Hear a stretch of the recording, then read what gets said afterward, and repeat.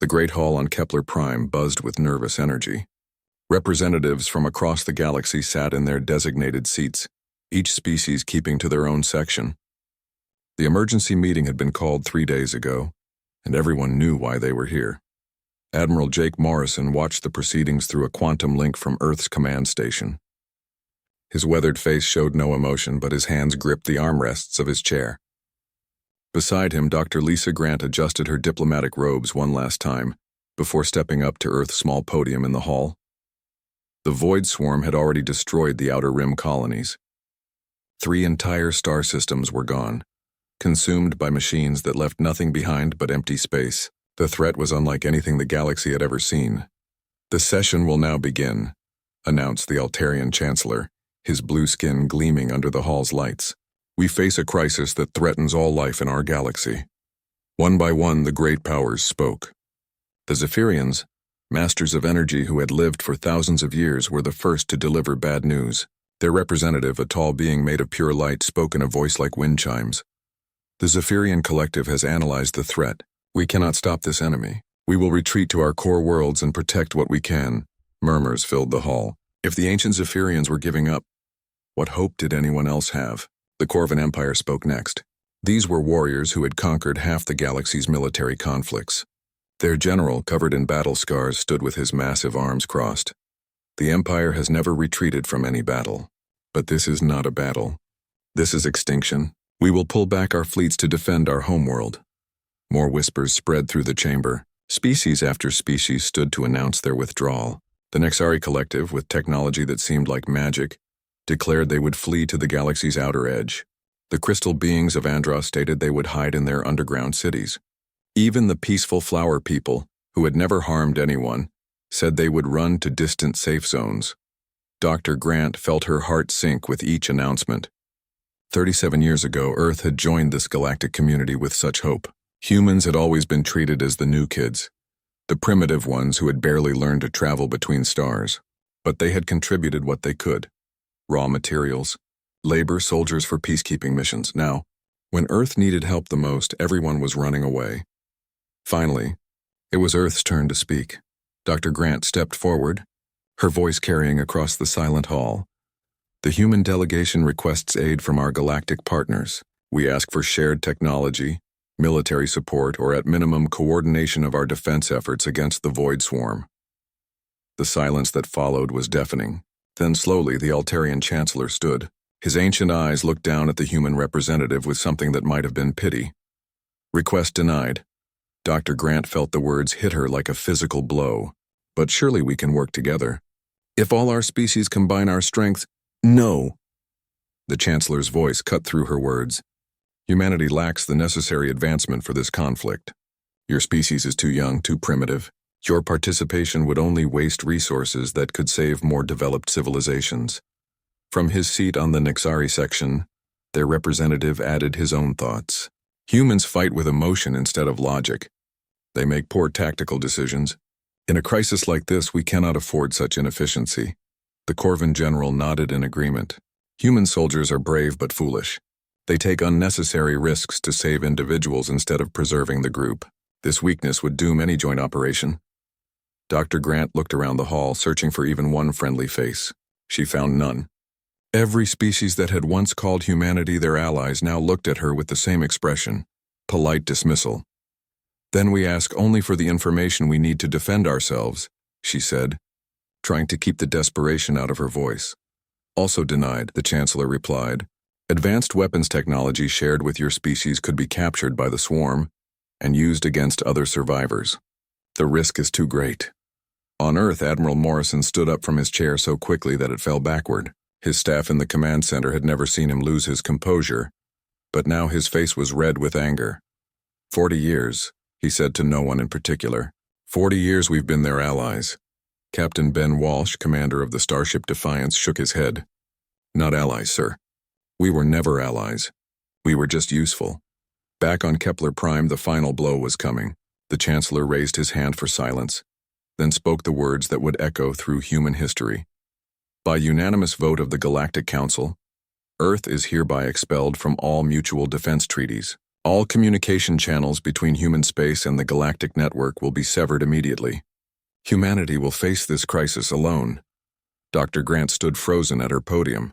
Around her, representatives were already gathering their things and preparing to leave. The meeting was over. Earth had been abandoned. Commander Kate Phillips, watching from Earth's intelligence center, began tracking the movements of alien fleets through their sensor network. Admiral, they're not just withdrawing support, they're actively avoiding our space. The Zephyrian fleet just changed course to go around our outer colonies. They don't want to be anywhere near us when the swarm arrives, Morrison said quietly. They think we're already dead. The quantum link to Kepler Prime flickered and died as the aliens cut Earth's access to galactic communications. Dr. Grant was now stranded on the neutral world. Her transportation home canceled along with all other human privileges. Morrison looked out at the stars through the command center's large viewing window. Somewhere out there, the void swarm was coming for them. The most advanced civilizations in the galaxy had given up without a real fight. They had all concluded that resistance was hopeless. Sir, Captain Walsh said carefully, what are your orders? Morrison was quiet for a long moment. Then he turned to face his officers, and they saw something in his eyes they had never seen before. Not fear, not despair, but a cold, determined anger. Get me every fleet commander, every planetary governor, every military leader in human space. Emergency conference in 1 hour. What should we tell them, sir? Morrison looked back at the stars, at the vast darkness where the void swarm waited. His voice was steady when he spoke. Tell them the galaxy has abandoned us. Tell them we're on our own. And tell them we're going to show these advanced civilizations what humans do when everyone else runs away. The war for humanity's survival was about to begin. The emergency conference room on Earth's command station had never held so many people. Every screen showed a different human colony, military base, or research facility. Admiral Morrison stood at the center, looking at the faces of humanity's leaders scattered across dozens of star systems. General Sam Carter spoke first from the Mars military complex. We've confirmed the alien fleets are retreating past our territories. None of them even acknowledge our communication attempts. Intelligence reports are coming in about the void swarm, added Commander Kate Phillips from her station. They've consumed everything in the Perseus arm. 17 civilizations gone without a trace. They're moving toward the galactic core, and we're directly in their path. Dr. Alex Hunter appeared on screen from the Lunar Research Facility. I've been analyzing the limited data we have. The swarm uses some kind of mechanical entities that can break down matter at the molecular level. They consume everything. Planets, stars, even space stations. Morrison listened to each report without speaking. The room grew quiet as everyone waited for their commander's response. Finally, he stepped forward. How long do we have? Captain Ben Walsh consulted his navigation charts. Based on their current speed, 6 months until they reach our outer colonies. Maybe 8 if they slow down to consume the Rigel system completely. 6 months, Morrison repeated. The greatest military minds in the galaxy have declared this enemy unstoppable. They have technology we can't even understand. Thousands of years of advancement, and they're all running for their lives. He paused, looking around the room at the faces on every screen. They think we're too primitive to matter, too emotional to fight properly, too young to contribute anything meaningful. His voice grew stronger. Well, let's prove them wrong. Dr. Lisa Grant, who had just returned from Kepler Prime on a smuggler's ship, stepped forward. Admiral, I spent 2 days listening to their scientific analysis of the swarm. Every species focused on the same things: energy efficiency, logical response patterns, optimal resource allocation. What's your point, Doctor? My point is that they're thinking like machines. The void swarm operates on pure logic, perfect efficiency. But humans don't work that way.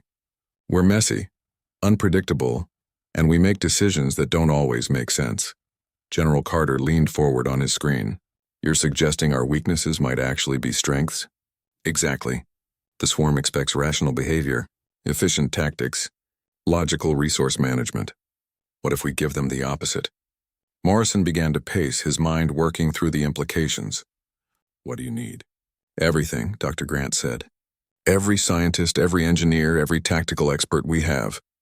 If we're going to fight this thing, we need to fight it in a way no other species would consider. The mobilization began immediately. Captain Mary Torres received orders to convert her transport squadron into an attack force. Dr. Hunter started stripping alien technology from human ships, replacing it with purely human designs. General Carter began training scenarios that violated every standard military doctrine in the galaxy. Within weeks, human space was transformed. Every shipyard worked around the clock, building vessels designed specifically for fighting the Void Swarm. But these weren't copies of alien technology. They were purely human creations built with human thinking. Dr. Hunter made the first breakthrough in the weapons lab. The aliens all use energy-based weapons because they're efficient and precise. The swarm's defenses are designed to counter energy attacks. So what do we use instead? Asked Morrison. Hunter smiled. Rocks. Really fast rocks. The new human ships carried kinetic weapons, mass drivers that fired solid projectiles at incredible speeds. They also carried chemical explosives, nuclear warheads, and even more primitive weapons that the swarm had never encountered. Captain Walsh led the first reconnaissance mission to observe the swarm in action. His ship, the Defiance, was equipped with the best stealth technology humans could build. What they found in the ruins of the Altair system changed everything. They move in perfect formation, Walsh reported over the quantum communicator. Every ship follows precise patterns. No waste, no inefficiency, no random movements. Can you predict their behavior? Asked Dr. Grant. That's the thing, they're completely predictable. Every action follows logical algorithms. They approach targets from the most efficient angle, withdraw when damage reaches specific percentages, allocate resources based on mathematical calculations. Dr. Grant felt a spark of hope. So they can't adapt to truly random behavior. It doesn't look like it. Their entire system seems built around optimal responses to rational threats. The second breakthrough came from an unexpected source. Lieutenant Danny Brooks, a young pilot with no formal education, was reviewing the reconnaissance data when he noticed something the scientists had missed. They always turn left, he said during a briefing. What? Morrison asked. When they encounter obstacles, they always turn left. When they split formation, the primary group goes left. It's always the most efficient choice based on their calculations, but it means they're predictable. Dr. Grant stared at the tactical displays. They can't conceive of someone making an inefficient choice on purpose.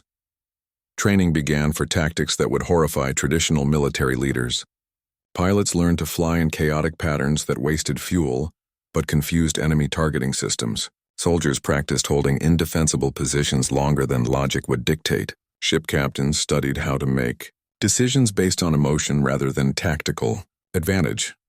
General Carter had the hardest job, convincing career military officers to throw away everything they had learned about proper warfare. You want us to ignore tactical superiority to save individual soldiers? Asked Colonel Mike Johnson during a strategy session. Exactly, Carter replied. The swarm expects us to sacrifice individuals for strategic advantage. They'll position their forces based on that assumption. If we do the opposite, their calculations become worthless. Meanwhile, Dr. Hunter's teams worked on psychological warfare. The idea seemed crazy, but Dr. Grant insisted it was possible. The swarm is a collective intelligence. If we can confuse their understanding of human behavior, we might be able to disrupt their decision-making process. They began designing weapons and tactics specifically intended to make no logical sense. Decoy fleets that served no strategic purpose, fake retreats that led to meaningless positions, attack patterns that prioritized style over effectiveness. News of humanity's preparations slowly leaked through the galaxy's underground information networks. Some species monitored human activity with curiosity, others with concern. The general consensus remained unchanged. Humanity was wasting time and resources on hopeless gestures. The Corvin Empire's military analysts sent a final message to Earth. Your tactics violate every principle of successful warfare. You will be destroyed quickly, which is perhaps a mercy. Admiral Morrison read the message in his private office, then deleted it without responding. Outside his window, he could see the construction yards where humanity's fleet was taking shape.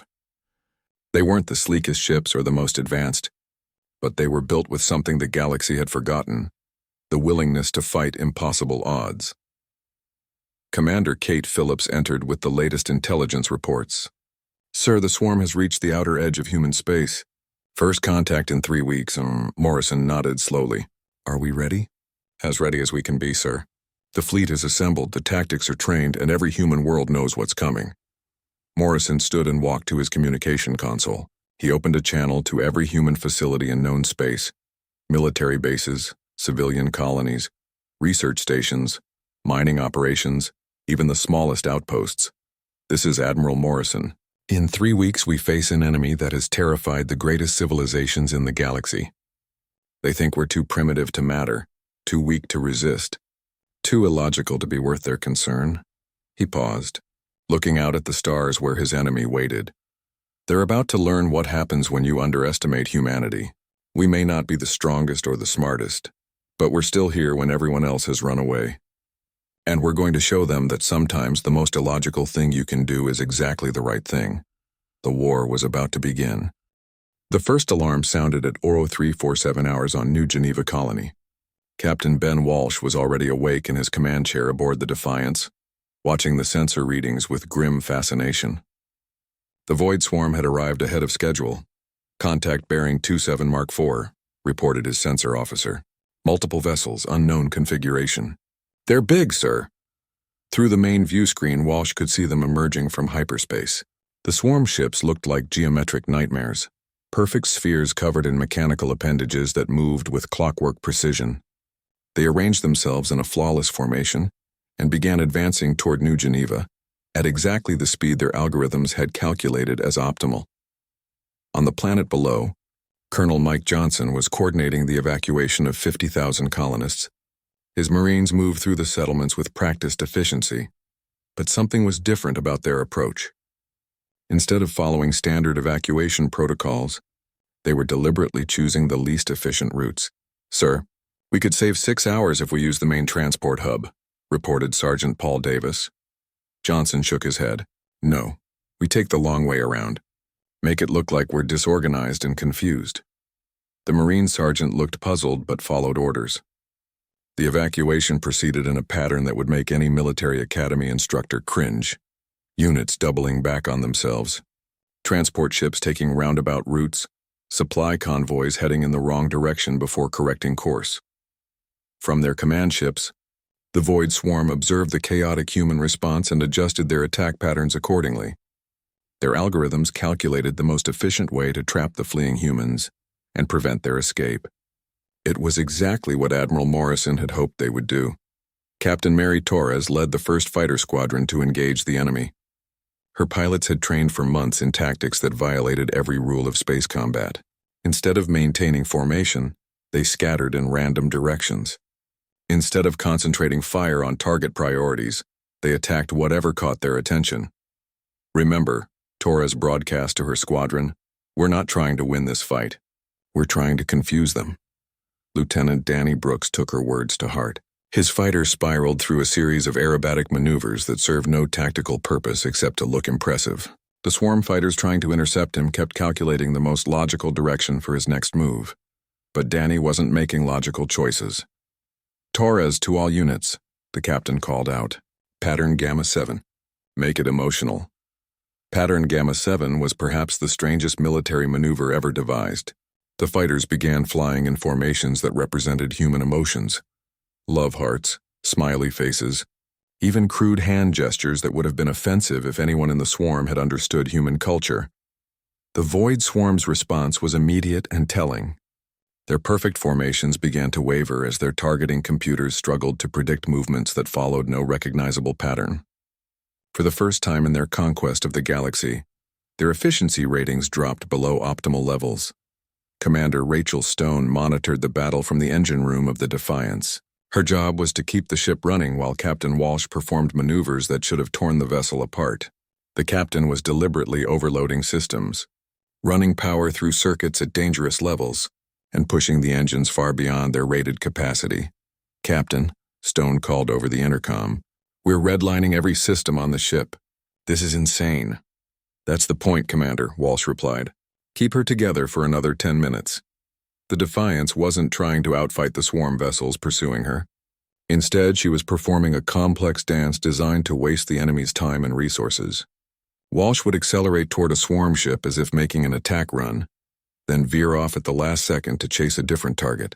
He fired weapons at maximum range where they had no chance of hitting, then ignored perfect shots that any competent captain would have taken. Dr. Lisa Grant watched the battle unfold from the observation deck of the evacuation command ship. Her analysis of the swarm's behavior was proving correct. They were becoming frustrated by humanity's refusal to follow logical patterns. The swarm ships are repositioning, again, reported the tactical officer. They're trying to adapt to our attack patterns, but they can't, Grant said with satisfaction. Because we don't have attack patterns. We're just making it up as we go along.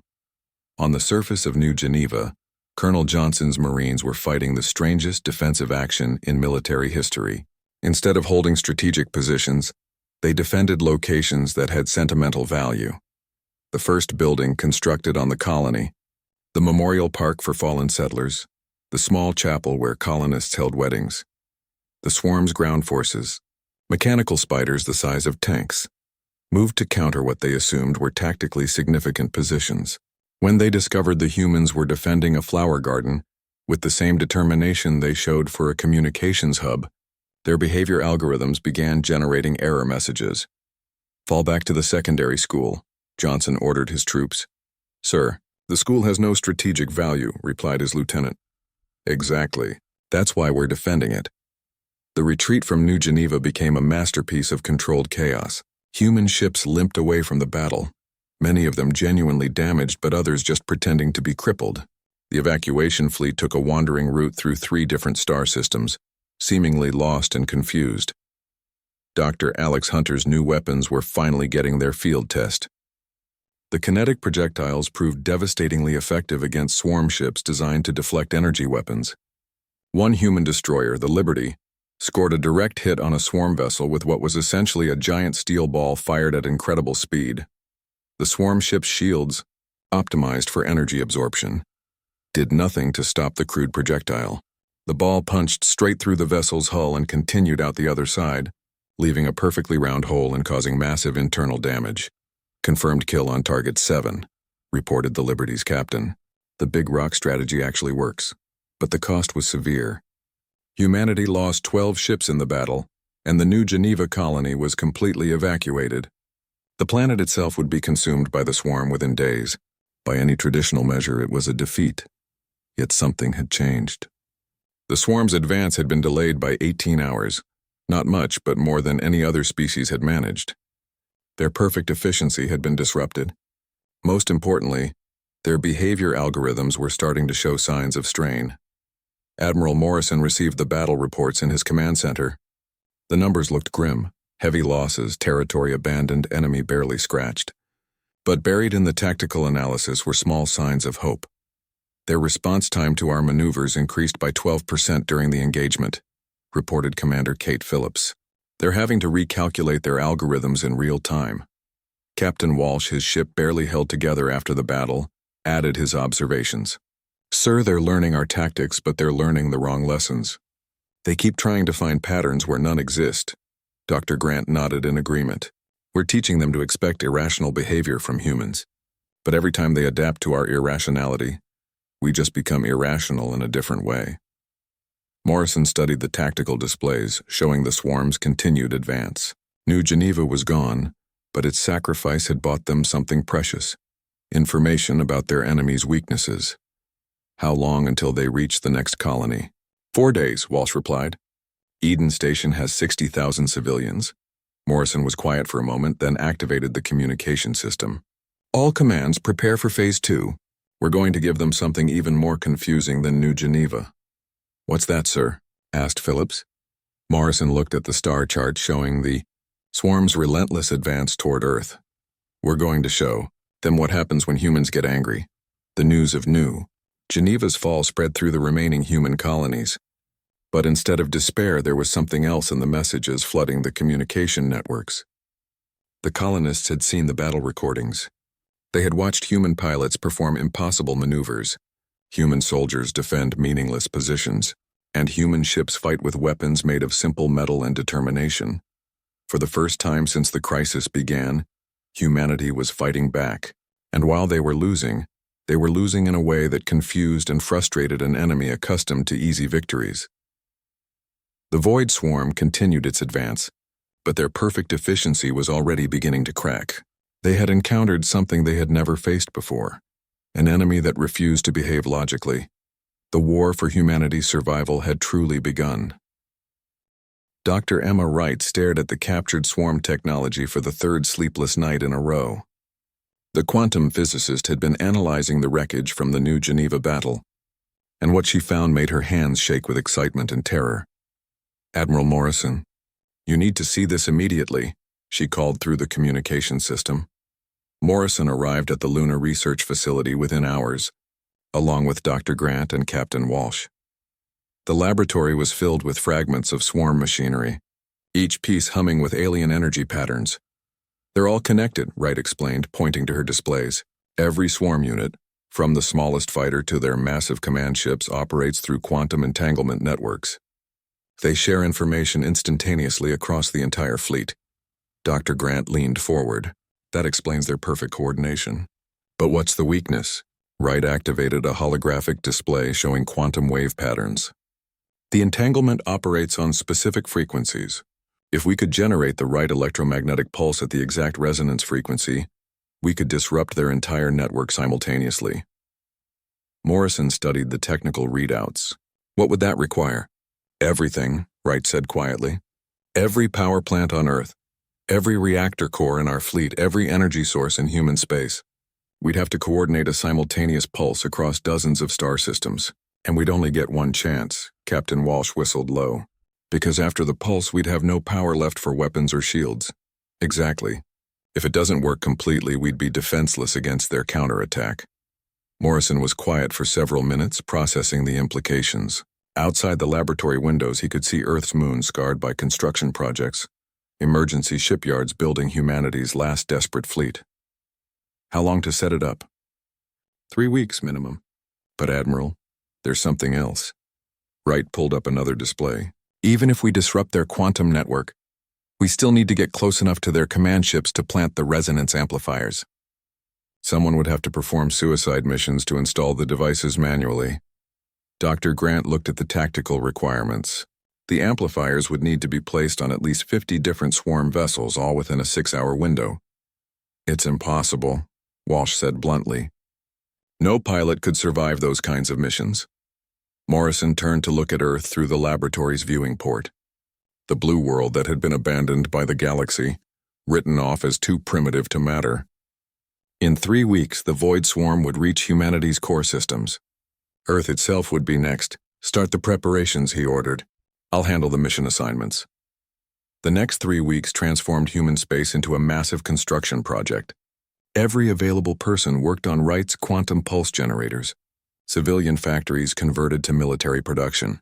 Mining colonies stripped asteroids for rare materials needed for the resonance amplifiers. Captain Steve Rogers received his assignment at a briefing that no one expected to survive. The Special Operations Commander looked around the room at 49 other volunteers. The best pilots, the most experienced Marines, the most skilled infiltration experts humanity had ever produced. "Each of you will take a modified fighter equipped with a quantum resonance amplifier," Morrison explained. "Your job is to get close enough to a swarm command ship to attach the device manually. The window for all 50 installations is exactly 6 hours. Lieutenant Danny Brooks raised his hand. "Sir, what are our chances of survival?" Morrison met the young pilot's eyes. "0. This is a one-way mission for all of you." The silence in the room was complete. Then Rogers stood up. "When do we start?" One by one, every volunteer stood. They understood the mission. They knew the cost. But they also understood what was at stake. Not just Earth, but the principle that some fights were worth having even when you couldn't win. The Void Swarm reached the outer edge of the Sol system exactly on schedule. Their massive fleet emerged from hyperspace in perfect formation, ready to complete their conquest of the galaxy's most stubborn species. Admiral Morrison watched from the command bridge of the flagship Humanity's stand. Around him, the largest fleet humans had ever assembled waited in defensive positions. 300 ships of every size and design, carrying the best weapons Dr. Hunter could devise. "All ships, this is Morrison. Today we show the galaxy what humans do when everyone else runs away." The battle for Earth began at exactly 1400 hours. The Void Swarm advanced in their typical perfect formation, expecting another brief engagement before claiming their prize. Instead, they encountered something unprecedented. The human fleet attacked from every direction simultaneously, but not in any pattern the swarm could analyze. Ships dove through their formations, performing maneuvers that should have been suicide but somehow worked. Fighters spiraled around swarm, vessels in patterns that seemed random but gradually brought them closer to their targets. Captain Mary Torres led her squadron in the most complex aerobatic display ever performed in combat. Her pilots weren't just fighting, they were dancing, turning the battle into a three-dimensional art form that confused the swarm's tactical computers. All units, remember the plan, Torres broadcast. Make it beautiful. Make it crazy. Make it human. The special operations teams launched their missions in the chaos of battle. Steve Rogers piloted his modified fighter through a maze of swarm vessels, using every trick he had learned about their behavioral patterns. When logic said to go left, he went right. When efficiency demanded a direct approach, he took the scenic route. His target was a swarm command ship the size of a small moon. Getting close enough to attach the resonance amplifier would require flying through defensive fire that could vaporize his fighter instantly. Rogers waited for the perfect moment, then did something no swarm algorithm could predict. He turned off his engines and let momentum carry him forward while playing dead. The swarm sensors, looking for active threats, ignored his drifting fighter. Rogers coasted to within 50 meters of the command ship's hull before reactivating his engines and making the final approach. Amplifier installed, he reported as he manually attached the device to the alien vessel's hull, going for extra credit. Instead of trying to escape, Rogers flew his fighter directly into the swarm ship's main weapon system, destroying it in a brilliant explosion that cleared the way for other human ships. Across the battlefield, 49 other heroes performed similar missions. Lieutenant Brooks attached his amplifier while flying upside down and singing an old Earth song over the radio. Sergeant Lisa Park completed her installation while under fire from 12 different swarm fighters, then took 3 of them with her when her ship exploded. Dr. Wright monitored the installations from Earth's surface. 47 amplifiers confirmed active, 48, 49. The 50th installation came from an unexpected source. Captain Walsh, commanding the Defiance, had been severely damaged in the battle but was still flying. When he saw that one amplifier mission had failed, he made a decision that would be remembered forever. "This is Walsh, I'm taking the last amplifier." "Ben, your ship is falling apart," Morrison protested. "Then I better hurry." Walsh flew the crippled Defiance through the heart of the swarm fleet, his engines failing, his weapons offline, his life support systems damaged beyond repair. He reached the target command ship just as his fighter escort was overwhelmed. "Amplifier attached," he reported. "Right, you better make this work." "All amplifiers confirmed active," Wright announced from her control center. "Beginning quantum pulse in 10 seconds. Across human space, every power plant, every reactor, every energy source began channeling power into Wright's quantum generators. On Mars, entire cities went dark. In the asteroid belt, mining operations shut down their equipment. Even the smallest outposts contributed their emergency power. 5 seconds, Wright counted down. 4, 3, 2, 1. Pulse initiated. The quantum wave spread from Earth at the speed of light, invisible but carrying more concentrated energy than had ever been generated by a single species. It reached the resonance amplifiers attached to the swarm command ships and amplified exponentially. For one perfect moment, every swarm vessel in the galaxy received exactly the same signal, a harmonic frequency that shattered their quantum entanglement network like crystal, struck by the perfect note. The effect was immediate and absolute. Across 3 galactic sectors, swarm ships simply stopped.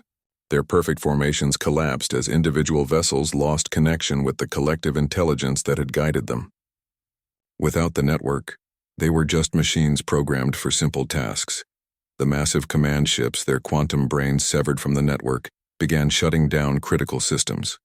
Smaller fighters drifted aimlessly, their navigation computers unable to function without constant updates from the collective. On Earth, Morrison watched the tactical displays as thousands of enemy signals simply vanished.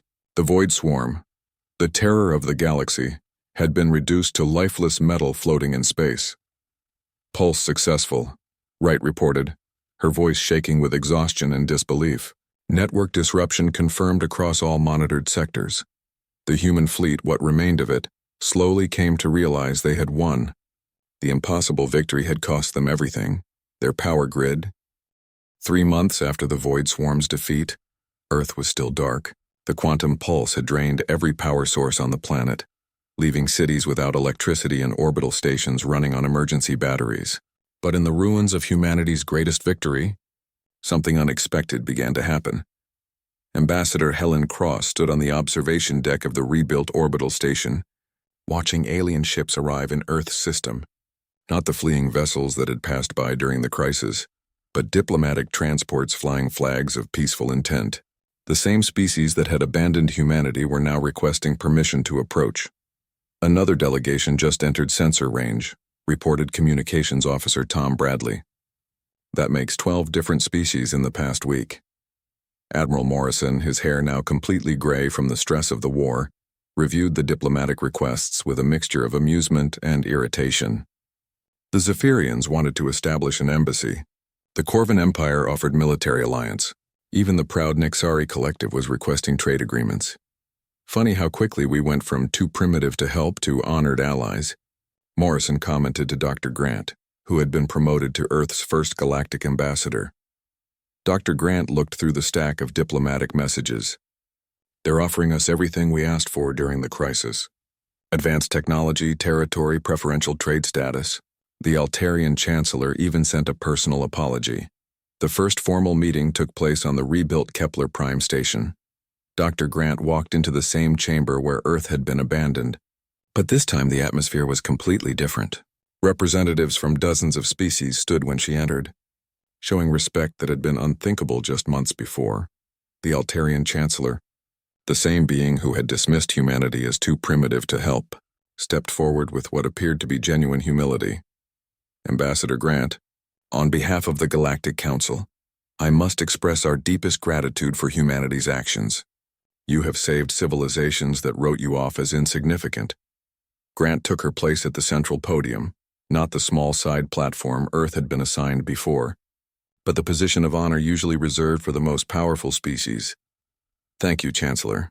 But I have to ask, what's changed? 3 months ago, you told us we were too young and primitive to matter. Today you're offering us leadership positions in galactic government. The Zephyrian representative, a being of pure energy who had lived for millennia, flickered with what might have been embarrassment. We were wrong, Ambassador. We measured your species by our standards: technological advancement, logical thinking, efficient resource management. We failed to recognize that different kinds of strength exist. The Corvan general, still covered in battle scars but now speaking with deep respect, added his thoughts. Human soldiers do things our warriors would consider impossible. They fight for individuals instead of strategic objectives. They take unnecessary risks to save their enemies. We called this weakness, but it was actually a strength we could not understand. Grant looked around the chamber at faces that now showed admiration instead of dismissal. And what do you want from us now? Partnership, said the Chancellor. The galaxy has learned that our technological superiority means nothing without the will to use it. You fought an enemy we were too afraid to face. You won a battle we declared impossible. We need your perspective. The Nexari Collective's representative, a crystalline being that communicated through musical tones, sang its agreement. Our calculations show that human unpredictability is not random, but follows patterns of emotional logic that we cannot replicate. This gives your species unique strategic value. Grant felt a moment of bitter satisfaction. For 40 years, humanity had begged for recognition as equals.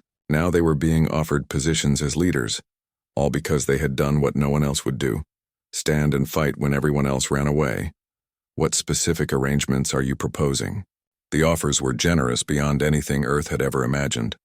Permanent seats on the Galactic Council, access to the most advanced technologies in known space, territory grants that would triple human space, trade agreements that would make Earth wealthy beyond measure. But Grant had spent months preparing for this moment, consulting with Morrison and the other human leaders about how to respond to the galaxy's sudden change of heart. We appreciate these offers, she said carefully, but we need to understand something first. Where were these offers when we needed help against the swarm? The chamber fell silent. Finally, the Chancellor spoke. We were afraid. We saw the swarm's power and concluded that resistance was futile. We prioritized preservation over principle. and humanity chose principle over preservation, Grant replied. That's the difference between us. General Paul Mitchell, who had been coordinating Earth's reconstruction, joined the diplomatic discussions via hologram. Our position is simple. We'll accept aid for rebuilding, but we don't want special privileges we didn't earn before the war. The alien delegates looked confused. The Corvan general leaned forward. You're refusing territorial grants? Advanced technology? Political leadership? We're refusing to profit from doing what was right, Morrison said, appearing on screen from Earth's command center. 3 months ago, you judged us unworthy of basic cooperation. Today, you're offering us control of galactic government. Neither position is accurate. Dr. Grant stood up and the chamber fell quiet. We'll accept reconstruction aid because our worlds were damaged defending everyone. We'll participate in galactic government as equals, not superiors, and we'll share what we learned about fighting impossible battles. But, she continued, we won't forget that when humanity faced extinction, we faced it alone. Every species in this room chose safety over solidarity. That's a lesson we'll remember. The negotiations continued for weeks, but the tone was unlike any diplomatic process in galactic history. Instead of the powerful dictating terms to the weak, everyone was genuinely trying to understand what humans had done and why it had worked. Captain Ben Walsh, who had survived the final battle despite everyone's expectations, found himself consulting with alien military academies about human tactical thinking. The key, he explained to a room full of Corvan officers, is that we don't always choose the optimal solution. Sometimes we choose the right solution, even when it's not efficient. Dr. Alex Hunter worked with Nexari scientists to integrate human weapons technology with alien systems. Your energy weapons are more advanced, he told them. But sometimes you need something simple and brutal. Sometimes you need to throw rocks. The most significant change came in galactic military doctrine. The rigid, efficient battle strategies that had dominated for millennia were supplemented with human concepts like intuition, sacrifice, and fighting for emotional rather than logical reasons. Captain Mary Torres established the first integrated training program, teaching alien pilots how to fly in patterns that made no tactical sense but confused enemy targeting computers. Stop thinking about optimal performance, she instructed a class of Zephyrian pilots. Start thinking about what your enemy doesn't expect. But perhaps the most important meeting happened privately, between Grant and the Chancellor on a small observation deck overlooking Kepler Prime's surface. I must ask, the Chancellor said quietly, do you hate us for abandoning you? Grant considered the question seriously. No, we understand why you made that choice. Self-preservation is logical. Then why do you seem so distant in the negotiations? Because, Grant said, looking out at the stars, we learned something during those months when we fought alone. We learned that we don't need anyone's permission to do what's right. The galaxy abandoned us and we survived anyway. We won anyway. Does that mean you no longer want to be part of the galactic community?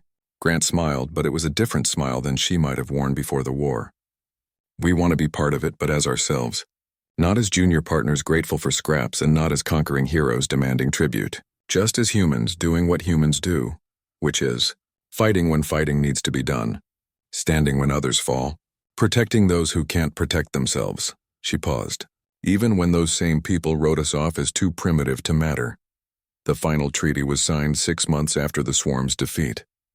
Earth joined the galactic community as an equal member, with equal rights and responsibilities. But the relationship had fundamentally changed. Humanity didn't rule the galaxy, but they had become something more important. They had become the species others looked to when impossible situations arose. The ones who would stand and fight when everyone else calculated that standing was pointless.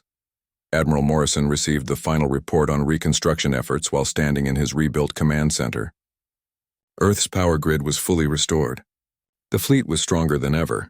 Human colonies were expanding into territory offered by grateful alien governments. Sir, Commander Kate Phillips asked, what's our next priority? Morrison looked out at the stars where human ships now patrolled alongside vessels from dozens of other species.